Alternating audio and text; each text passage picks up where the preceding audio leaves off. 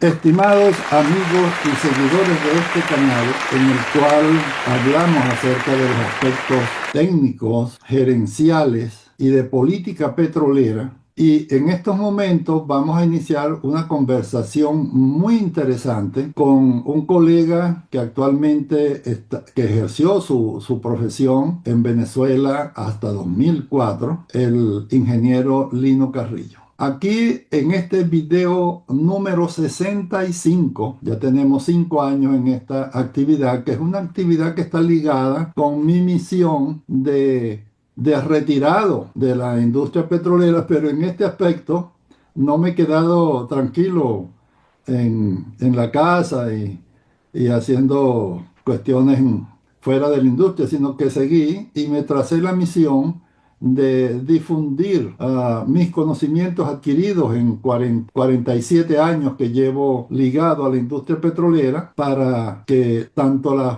especialistas en petróleo como aquellos que les gusta seguir a esta actividad se informen y conozcan un poco más de esta interesante industria, que es la que genera la energía que mueve al mundo. En esta oportunidad vamos a tratar con nuestro invitado Lino Carrillo el plan de reactivación de la industria petrolera venezolana en la nueva etapa democrática, que siempre estamos pegados orando a Dios para que sea lo más pronto posible. En este sentido, me permito dar a conocer a nuestro invitado. Lino es ingeniero químico egresado de la Universidad de Oklahoma, con más de 40 años de experiencia en la industria de los hidrocarburos en Venezuela y en Canadá. Fue gerente de operaciones de la refinería de Cardón y Amoay y desarrollo de nuevos negocios en PDVSA. Desde 2004 trabaja en Canadá y actualmente es promotor del futuro energético de Venezuela, la necesidad de establecer acuerdos con acreedores y socios y la reactivación de toda la cadena de valor de la industria mediante la inversión privada y creación de un ente regulador eficiente y propuestas como el Hub Energético de las Américas, dentro del plan de Venezuela Tierra de Gracia, que todos los venezolanos que están ansiosos por el retorno de la democracia y retornar también a nuestro país, o desde el exterior, ayudar a esa reactivación. Adelante, Lino. Vamos entonces a iniciar a nuestro conversatorio de este plan de reactivación de la industria petrolera venezolana en la nueva etapa democrática. Y primeramente quisiera que nos des una introducción, cuyo principal aspecto sería, si estamos hablando de la industria petrolera actual, ¿cuál es el diagnóstico y esa situación actual de la industria petrolera venezolana? Bueno, Julián, ante todo, recibe mi más cordial saludo a ti y a todos quienes te siguen en tu canal y muy agradecido por esta oportunidad de intercambiar contigo este tema tan vital para el futuro de Venezuela, ¿no? Para nadie es secreto la condición en que se encuentra la industria petrolera en Venezuela, ¿no?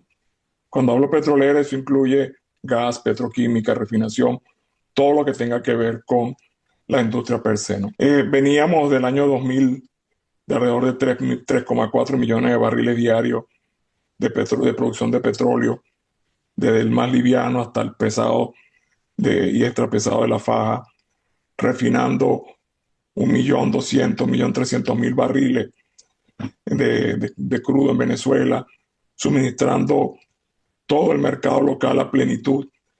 Aún con el contrabando, Venezuela nunca vio una escasez de combustible de ningún tipo, y además de eso se exportaba más de 500.000 de barriles de combustible.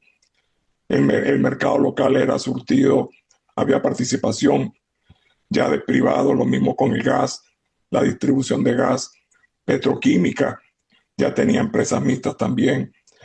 Y lo mismo, el agua abajo de refinación se había expandido a través de la filial Proesca, que era simplemente agregar mayor valor a los combustibles que se generaban.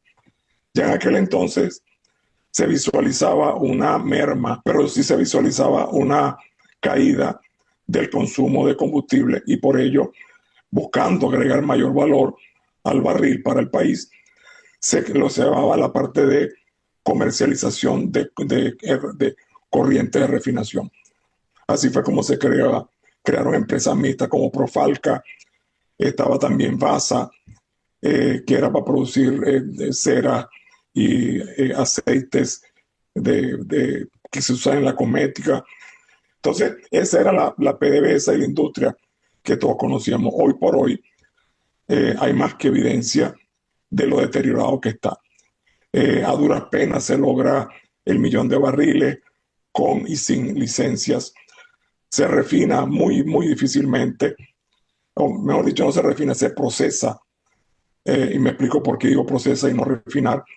250.000 barriles de crudo en las refinerías, especialmente en Puerto La Cruz y el CRP.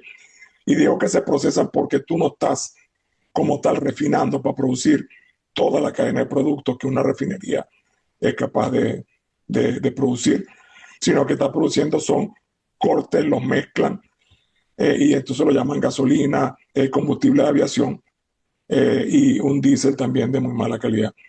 Entonces la industria está muy deteriorada.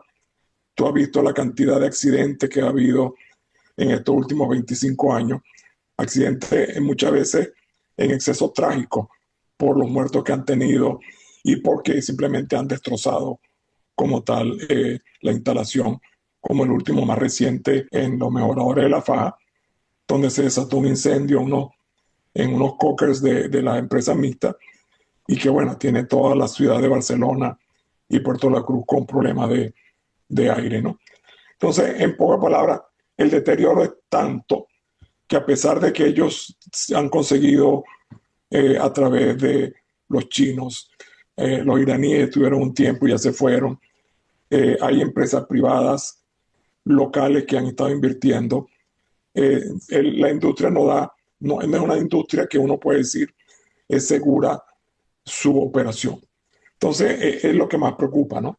Aparte de que se ha mermado todo lo que es capaz de hacer, también pensamos pues que las condiciones operacionales que mantienen no son las mejores para salvaguardar el ambiente y al personal que opera. Lino, y ya conociendo ese diagnóstico y esa situación de deterioro de la industria petrolera, ¿hay factibilidad de rescate de esa empresa como PDVSA? Porque he escuchado muchos argumentos donde dicen que cuando uno habla de la PDVSA Azul, era una de las grandes compañías y ahí todos nosotros dimos nuestro aporte para que esa compañía fuera la segunda a nivel mundial y la primera desde el punto de vista de los indicadores financieros. Y argumentan eso, bueno, si todavía la empresa existe y existe gente en Venezuela y en el exterior que pueda volver, dinos acá, si es factible el rescate de esa compañía PDVSA como empresa del Estado. Mira, yo creo que eso no es factible por muchas razones, pero te voy a dar dos principales, ¿no?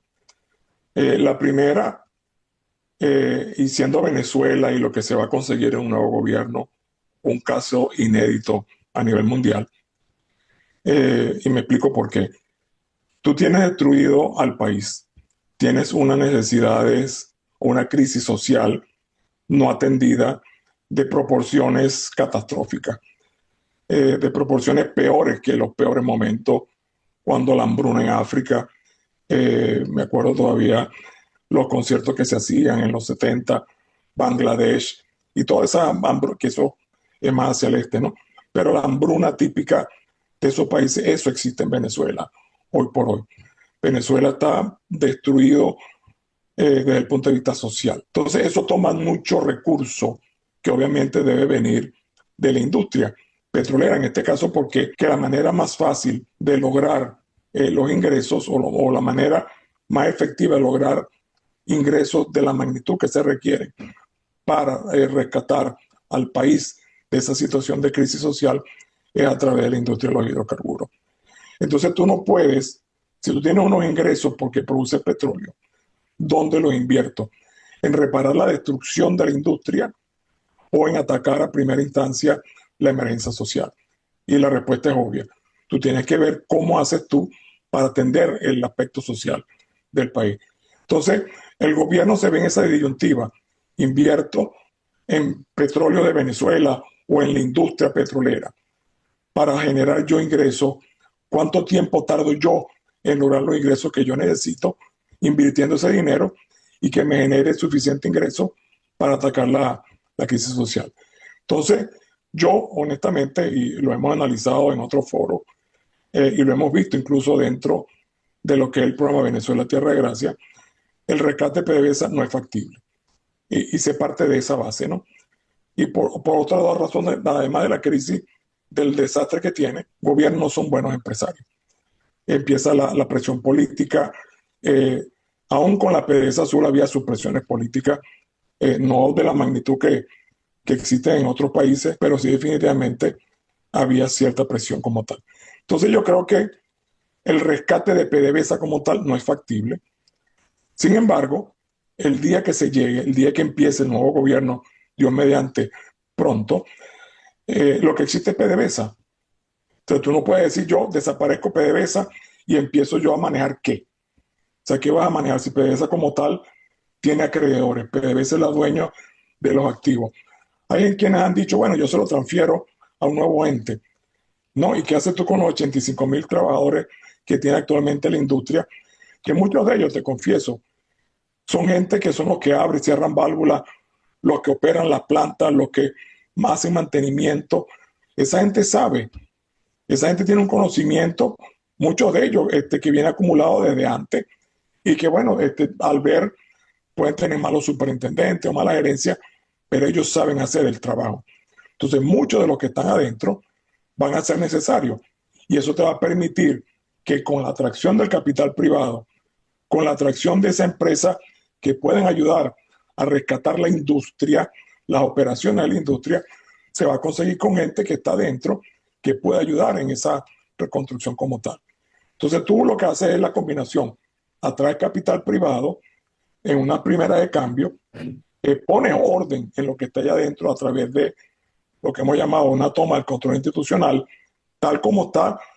El objetivo es mantener lo que se consiga y empezar a involucrar desde ese primer día a las empresas de servicio de capital privado, bien sean nacionales, extranjeras, que te permitan mantenerlo y a la vez empezar a hablar, a trazar potencialidades de negocio que permitan levantar la producción de crudo, de gas, mantener la producción de los petroquímicos y a la vez también ver qué más se puede hacer para tú garantizar una estabilidad de las operaciones de la refinería.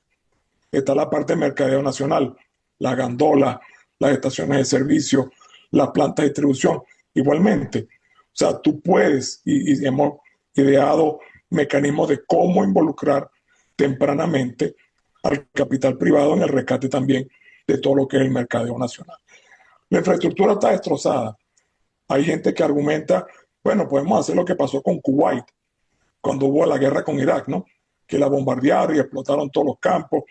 Entonces fue los americanos con la Bechtel y lo reconstruyeron. O sea, no pudo el mismo gobierno, siendo un país rico como era Kuwait, tuvo que buscar apoyo para poder reconstruirlo. Bueno, igualmente nosotros. Lo que pasa es que nosotros no tenemos dinero. Entonces tenemos que hacerlo con la participación de capital privado. Como menciona la participación de capital privado, y a veces muchos analistas consideran que lo que está asociado a capital privado es una palabrita que a muchos no les gusta, que se llama privatización. Si se va a hacer privatización, participación del capital privado, ¿cómo visualizas ese plan de acción de participación del capital privado desde toda la cadena de valor, desde la exploración, explotación, refinación y mercadeo, en ese plan de recuperación de la industria petrolera, no de la empresa propiedad del Estado? ¿Qué nos puedes compartir ahí con cierto detalle? Sí, mira, el mayor reto que se va a tener en Venezuela es tratar de imaginarnos el involucramiento del capital privado, que ya lo hicimos con la apertura petrolera, pero básicamente era en el agua arriba, en la faja, en la exploración a riesgo, entonces poco contrato que hubo durante la apertura petrolera. Esta nueva fase va a requerir de que pensemos fuera de la caja, fuera de la zona de confort. ¿Por qué? Porque mal hacemos nosotros con empezar a traer inversiones en generación de crudo adicional, en reparación de yacimientos, producción de gas. Si el resto de la infraestructura, refinación, todo lo que es mercadeo y la petroquímica, lo dejamos para después. Cuando tú integras desde el barril hasta la última cadena, hasta el último producto que sale de esa cadena de valor de la industria, tú valorizas mucho más el barril. Entonces, en la primera de cambio, es obvio que la prioridad va a ser cómo mantener la producción y cómo levantarla lo antes posible. Pero eso no pueden ser contratos a 20 años. Tienen que ser contratos del ataque de de esos primeros meses. Pero en paralelo, hay grupos que van a estar viendo cómo yo amarro, cómo yo presento oportunidades de negocio integrales que van desde el pozo, pasan por la refinería con todo lo que llaman el midstream, los oleoductos, las estaciones de bombeo, y cómo yo eventualmente también desarrollo esa refinería hacia integrarla con complejos petroquímicos. Ese va a ser un reto. ¿Que vamos a hacerlo desde el principio? No. Pero el objetivo, y es de la fundación de el concepto y la visión del Hub Energético de las Américas, no es vender a Venezuela, no es ofrecer al capital privado su participación en diferentes actividades individualizadas, sino integrada. Entonces, el reto que se va a tener es cómo tú montas eso. Y no es la primera vez. Eso lo ha hecho Brasil, eso lo ha hecho también Angola. Hay países que han usado esa estrategia. Bueno, mira, que refinación cuesta muy caro. Bueno, perfecto. Vamos a hablar de cómo se le reconoce la inversión, no solamente produciendo de un yacimiento que pueda tener 3, 4 mil millones de barriles en reserva aprobada, sino que también te veo, mira, yo te puedo reconocer la inversión que tú haces en refinación, tiene un mercado local que va a tener precios como competitivos a la alternativa de exportarlo, y eso te da a ti una rentabilidad. Y si desarrollas, logras lo que en el hub energético visualizamos nosotros como el término es nearshoring. Nearshoring no es más que sustitución de importaciones de fuera del hemisferio por productos que se hagan localmente. Me explico. En las resinas de plástico, eso viene mucho de la China y de la India. Venezuela tiene la capacidad de producirla si se hace el desarrollo petroquímico, primero con una huella super más verde que cualquier parte en el mundo y con unos precios bastante competitivos que te eliminarían esa competencia desde afuera. Entonces, la privatización o no, al final del día es la promoción de que la industria salga adelante y que el país y su población sientan el bienestar que genera la actividad económica privada con un gobierno, eso lo hemos dicho de un principio, que sea un ente regulador estricto del manejo y la explotación de los recursos que tiene. Ahora bien, con respecto a ese plan de acción de recuperación, ¿cuáles serían esos tiempos de ese plan? ¿En cuántos meses después de haberse implantado la democracia y un nuevo Estado en Venezuela, cómo serían los tiempos, ese cronograma de ejecución de ese plan y cómo serían los pronósticos de crecimiento de esa producción? Porque esa producción es la chispa, el motor que va a encender el motor de todo el resto de la economía y va a lograr que se dé el crecimiento acelerado que se espera y que se resuelvan los problemas sociales inmediatos, en el plazo inmediato, y luego la economía empiece a crecer con la participación privada. Sí. Una vez que se inaugure el nuevo gobierno, y eso lo tiene claro el presidente electo Edmundo González y María Corina, la líder de toda la oposición en Venezuela, de que hay que generar confianza. O sea, porque tú puedes estar prometiendo villas y castillos, pero hasta tanto el empresario privado, como el dicho ese famoso que no hay cosa más miedosa que un dólar, hasta que el empresario privado no vea que el gobierno verdaderamente tiene un sustento social y tiene un sustento como tal de todo lo que ha promulgado que va a hacer en cuanto a política de apertura, en esa misma manera van a venir los capitales. Estamos claros de que tenemos problemas con el sistema judicial, la famosa Asamblea Nacional, que no es tal porque simplemente lo que han es pirateado los nombramientos de ellos, igual que todos los jueces. Pero eso es algo que se va a conseguir. Entonces, lo que se ha estimado en el plan es que, y tiene una ley de hidrocarburos, que es una ley orgánica que te impide lo que se quiere hacer con la parte de la privatización, aun cuando el gobierno mismo, el régimen, la ha estado violando flagrantemente con los contratos de participación productiva que violan completamente la ley. Las mismas empresas mixtas tienen acuerdos comerciales que no son de acuerdo a la ley como tal, ¿no? Entonces, eso va a tomar un tiempo.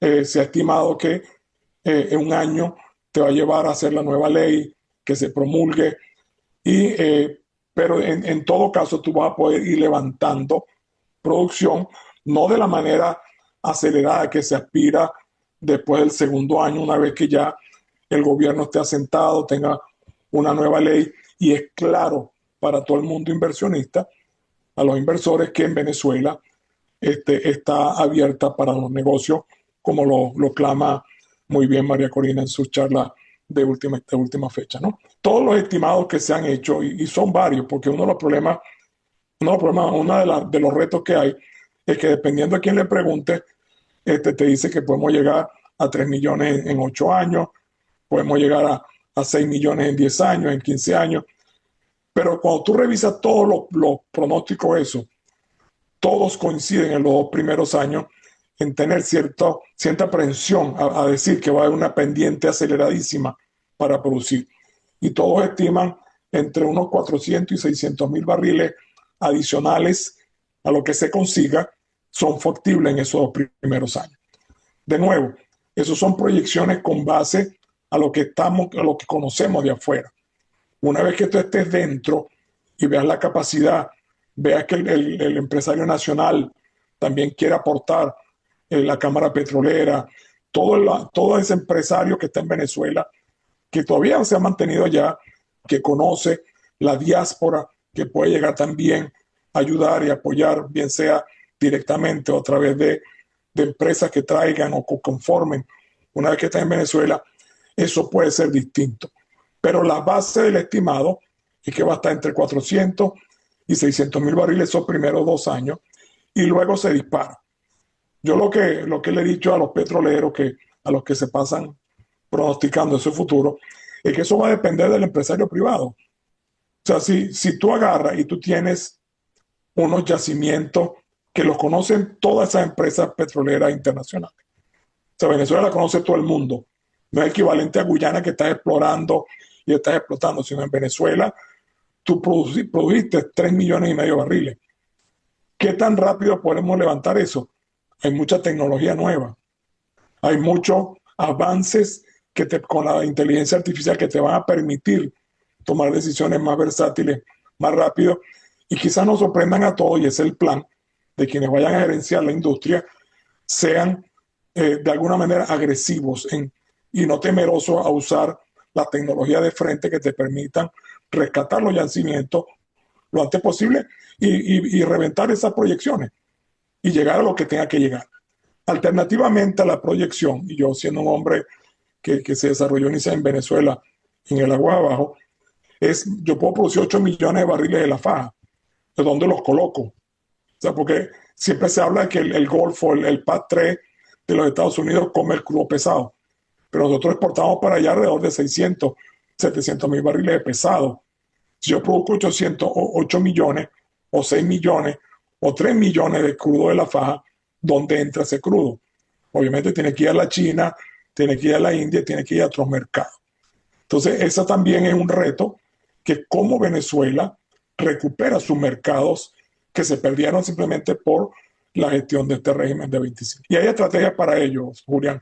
Hay estrategias de cómo tú puedes recuperar la presencia de Venezuela primero en el hemisferio, y una vez que se despegue el redesarrollo de la industria de la mano de los privados van a tener sus mercados, porque si no, no lo desarrollan. Y obviamente va a estar hacia Asia, que es donde están los grandes consumidores. Sí, es muy interesante ese aspecto que menciona, que los privados se encargarán de levantar su producción y tal vez sean mucho más agresivos que lo que uno se imagina. Claro, Y es que yo he visto también que hay todavía mucho pensamiento que estima la industria se manejaría como un todo, porque todavía tenemos el pensamiento de la PDVSA azul, en el cual todo se pronosticaba y se hacían aquellos planes anuales y quinquenales para ya tener lista cómo iba a ser la producción en esos años. Se les dará a los privados los lineamientos generales y esos privados, dependiendo de su tecnología, dependiendo de la gente, del know-how que tengan, ellos se encargarán que si tienen una orientación de que deben producir alrededor de tantos millones o miles de barriles diarios, es probable y nadie se lo va a impedir de que en vez de producir 50.000 a 100.000 barriles, produzcan el doble, claro, porque son autónomos en la gerencia de sus empresas. correcto. Lo mismo cuando pensionan, bueno, cómo se va a planificar lo de la investigación y desarrollo y la capacitación del personal, qué va a pasar con el CIET, qué va a pasar con el INTEBEP. En mi opinión, siempre he compartido eso, de que cada empresa privada se encargará de emplear al personal que considere idóneo tanto en el exterior como en Venezuela, para que forme parte de sus equipos. Uno Claro, que ha trabajado en empresas privadas fuera de Venezuela, a esas empresas privadas el gobierno no le estaba diciendo, tienes que emplear tantos empleados, tienes que producir tanto, tienes que hacer esto, tienes que hacer esto otro, no. Se producía hasta más de lo que se pronosticaba en el tiempo. Y es importante que nos des una, tu punto de vista porque todavía no se ha hablado de, de que una vez que una compañía privada gana una licitación y empieza a producir, ese petróleo, ¿quién lo va a comercializar? ¿Lo va a comercializar el Estado o lo va a comercializar esa empresa? Porque experiencias hay muchas en Latinoamérica de planes de aperturas en las cuales se ganaba un campo y tengo hasta he vivido eso, una vivencia que tengo de eso, que se gana un campo, se empieza a invertirle y después cuando empieza a producir, hay que vendérselo al Estado, pero también caímos en el problema de que el Estado es moroso al pagar. Y cuando es moroso al pagar, empiezan los problemas de flujo de caja en la propia empresa y ahí viene el padecimiento. ¿Cómo sería ese punto de, una vez lograda el incremento de producción, cómo sería el proceso en la parte de mercadeo? Mira, en la ley existente, el mercadeo lo sigue haciendo PDVSA. Dentro de las modificaciones que se han propuesto, que se discutieron en la Asamblea del 2015, está la apertura para que el privado comercialice su propia producción. Y eso es lo que estaban haciendo Chevron, Repsol y Eni allá en Venezuela, ¿no? Y Sinovenza allá en La Faja también, hasta que le quitaron la licencia. Entonces, el gobierno, violando la ley existente, le permitía que Chevron, perdón, comercializara no solamente lo que producía en la FAS, sino también incluso el crudo Boscán y el crudo liviano que sacan del lago, ¿no? Entonces, la visión es que cada quien que explote su yacimiento, y de nuevo, insisto que no solamente es producir crudo, sino que a la vez vea, desarrolle el agua abajo, de manera de agregarle el mayor valor al barril, el privado pueda refinar en Venezuela, porque le conviene, en vez de estar pagando tarifas para exportar y barcos, etcétera, lo refina en Venezuela, en 1.200.000 barriles que hay de capacidad de refinación, y los excedentes eventualmente van para los mercados que lo requieran, siendo ellos los que lo comercializan. En el pasado ha habido trampas, ¿no? De que te venden a empresas filiales de ellos mismos, y te lo venden en el día 20 del mes, que tienen que rematarlo porque en el 20 del mes se planifica el mes siguiente. Entonces el gobierno, el ente regulador, tiene que estar muy pendiente de la trampa, ¿no? De manera de hacer valer el valor verdadero de lo que es el recurso que está explotando. Entonces, el rol del gobierno tiene que ser muy, muy estricto, vigilante. Sin embargo, tiene que darle apertura a lo que el capital privado busque la mayor ganancia a la hora de vender su propia producción. Eso es así, o sea, eso va a ser una vez que venga la nueva ley. Y con esa participación del capital privado, eso sería a través de un organismo que se cree, como se han creado en muchos países de Latinoamérica, que si la Oficina Nacional de Hidrocarburos, Oficina Nacional de Energía, o va a ser directamente de las oficinas de PDVSA. No, el programa establece la creación de la Agencia Venezolana de Energía. Energía porque incluye incluso la parte del sistema eléctrico. Una estrategia de transición es que una vez que arranque el nuevo gobierno, tú abres dos agencias, una para el sistema eléctrico y otra para los hidrocarburos. Entonces sería la ABH, que en un corto plazo, luego que tú tengas establecido el rol y esté fortalecido, tú vas y migras hacia una agencia venezolana de energía. Eso incluye, de nuevo, lo que es el sistema eléctrico, generación térmica, la parte hidroeléctrica y el eventual desarrollo de la eólica y de la solar y otras más, ¿no? Y bueno, tienes la parte de hidrocarburos. Entonces, esa agencia se va a formar desde un principio. Obviamente, necesitas formar al personal. Hay empresas que te ayudan a formarla, y será también ayuda externa que tú puedas buscar de manera de montar un sistema robusto de un seguimiento electrónico. No va a ser los papeleos de antes, las hojas largotas que estaban en el ministerio, sino va a ser algo que se va a maximizar la electrónica y se va a maximizar todo lo que es la exposición de datos, que sea para todo el mundo claro y que quede claro lo que se está haciendo. Entonces se va a hacer desde allí, es que se piensa hacer lo de la privatización. Sin embargo, primero es primero, ¿no? Al llegar, tú tienes todavía a PDVSA. Así es. Entonces va a haber un grupo, así como se armó el grupo de la apertura petrolera, va a haber dos grupos, uno atacando la emergencia, uno tomando control institucional de la empresa como tal y de todas las operaciones, y en paralelo va a estar otro grupo viendo cómo yo amalgamo la potencialidad de la cadena de valor y empiezo yo a montar la privatización, por parte de la industria como tal. Entonces, yo creo que es un grupo mucho más grande que el que se formó cuando la apertura petrolera, porque ahora no es solamente ciertos campos, ciertas zonas, sino es toda la industria completa que va a actuar. Entonces va a haber un grupo dedicado a eso, que eventualmente tiene que migrar hacia lo que es la Agencia Venezolana de Hidrocarburos, mientras tú gerencias los activos que están en operación. Me gustó mucho ese punto donde mencionas que la creación de esa Oficina Nacional de Hidrocarburos, que después se uniría con la Oficina Nacional de Energía Eléctrica, etcétera, para formar una fusión en el tiempo que sería la Agencia Nacional de Energía.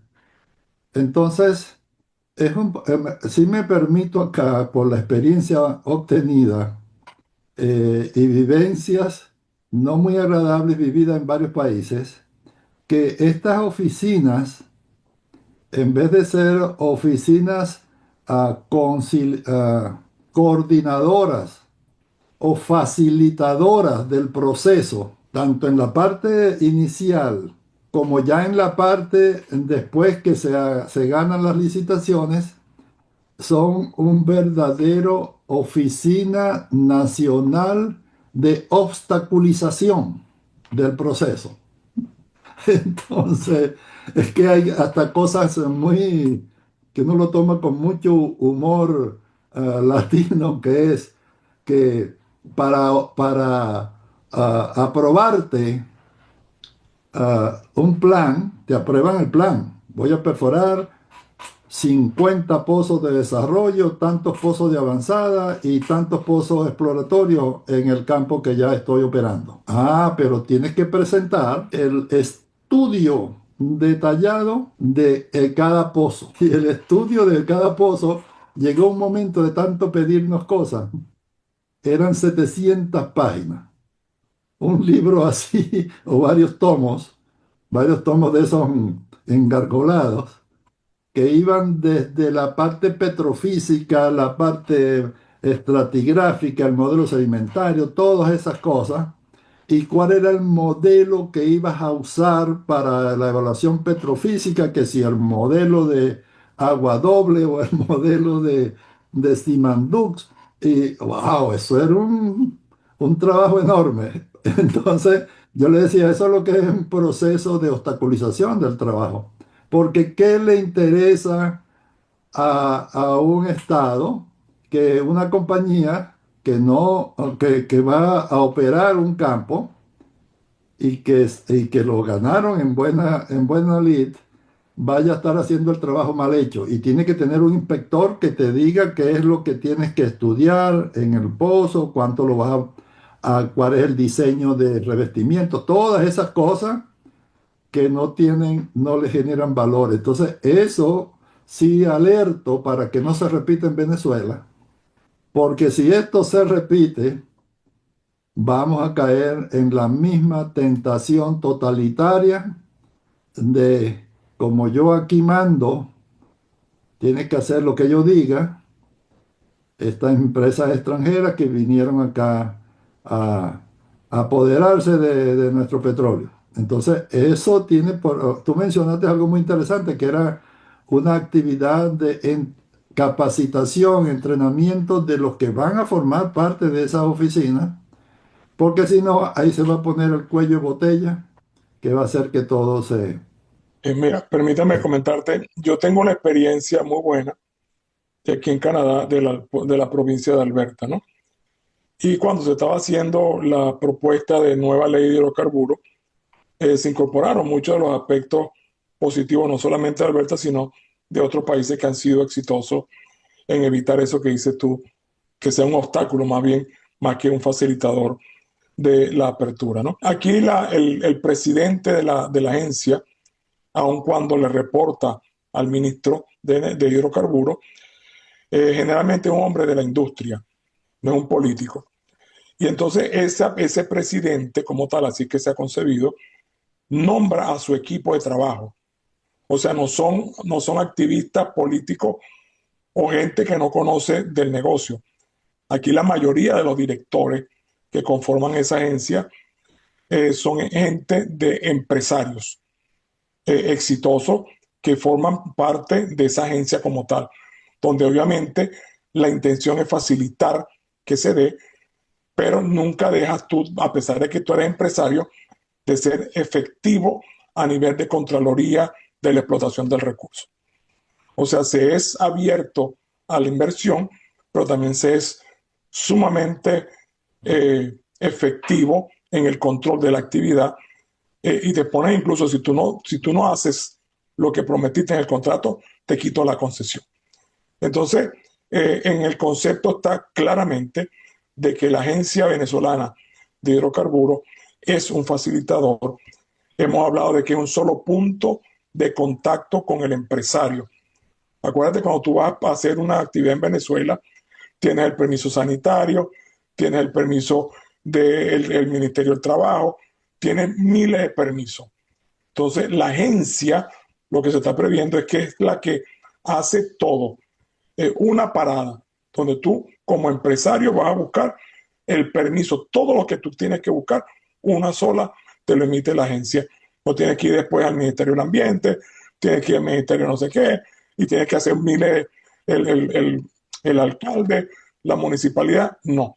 Un solo, un one stop. Tú paras y ahí tú logras, una vez que tú llegues los recaudos, y la idea es facilitar. Y la transparencia va a estar en la auditoría que se hace de la gestión de la ABH. Por eso, y con esto termino esta parte, por eso es que es bien crítico a quienes se seleccionen a nivel de cabeza de los ministerios, el Ministerio de Hidrocarburos, de manera que esté claro en que no es la Venezuela entre el 75 o entre el 43 y el 2000, y una Venezuela nueva, libertaria, con una visión sumamente amplia al capital privado y sin el corazoncito de que, cónchale, yo quisiera mantener una empresa.